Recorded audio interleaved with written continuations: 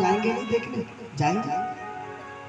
अपने मित्र के, अपने सखा के पितामह होने के नाते ही एक बार मुझे देखने आ जाए, लेकिन आएंगे अवश्य।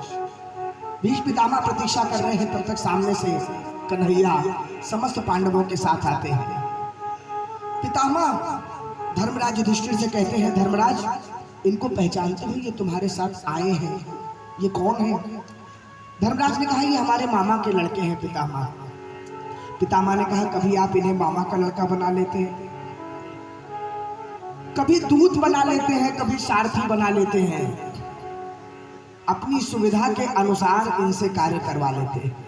लेकिन एक बात बताऊं धर्मराज, जो भी इस कुरुक्षेत्र में घटनाएं हुई हैं, उन सब घटनाओं का कारण केवल यही है। इनकी इच्छा के बिना इस संसार में पत्ता भी नहीं हिल सकता।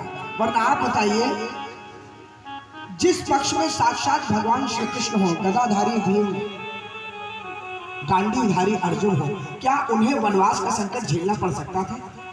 क्या युद्ध में किसी भी प्रकार उनको दुख हो सकता था? आपने जो कष्ट भी झेले हैं, उन कष्टों का कारण भी केवल यही है। सब इनकी इच्छा के अनुसार हो रहा है। धर्मराज के उस विचलित मन को पितामह के उपदेश ने किसी प्रकार शांत किया।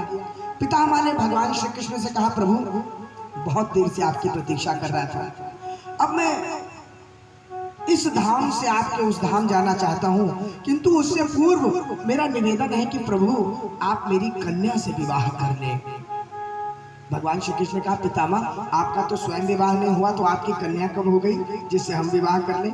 पितामह ने कहा, प्रभु ये जो मेरी बुद्धि है ना, ये जो मेरी मति है, इसी को मैंने अपनी कन्या बना रखा है, और मैं इस संसार से जाते जाते अपनी इस कन्या को आपके चरणों में समर्पित करना चाहता हूँ।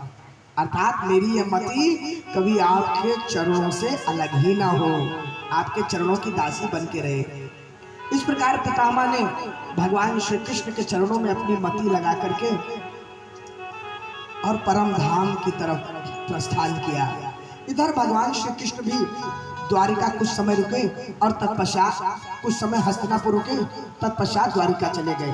द्वारिका में उनका राजोचित संस्कार हुआ, सत्कार हुआ, स्वागत हुआ। माताओं बंधुओं, विदुर जी महाराज जो कि तीर्थाटन करने गए थे, तीर्थाटन से वापस आते हैं, और जब वापस आते हैं तो वापस आने के पश्चात पहले तो धर्मराज युधिष्ठिर उनका स्वागत करते हैं। कहते हैं, पिताजी जैसे पक्षी अपने पंखों के द्वारा अपने अंडों को सेता है, उनकी रक्षा करता है, उसी प्रकार आप लोगों ने हमारे बालपन में पग पग पर हमारी सुरक्षा की है, हमें पाला पोसा है अपने वात्सल्य से। हमारा बड़ा सौभाग्य है कि हमें इस जीवन में आपकी सेवा करने का अवसर मिल रहा है।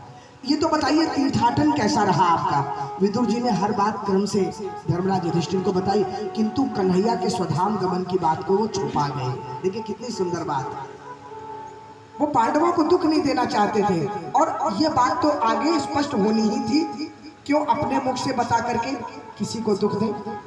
विदुर जी सारी बात बता करके और उचित समय पे धृतराष्ट्र के पास गए, और धृतराष्ट्र से जाकर कहते हैं कि भैया अब काल बहुत वेग से हमारे आपकी ओर बढ़ रहा है, समय भी बड़ा बुरा आ चुका है भैया, अब हमारा आपका इस राजमहल में रहना ठीक नहीं। और एक बात बताइए, आपको लज्जा नहीं आती जिन पांडवों के लिए आप की जानकारी में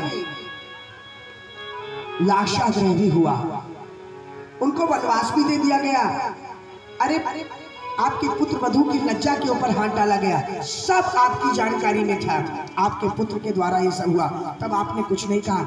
आज उन्हीं के द्वारा आपको भोजन ग्रहण करते हुए लज्जा नहीं आती, उनकी सेवा लेते हुए लज्जा नहीं आती?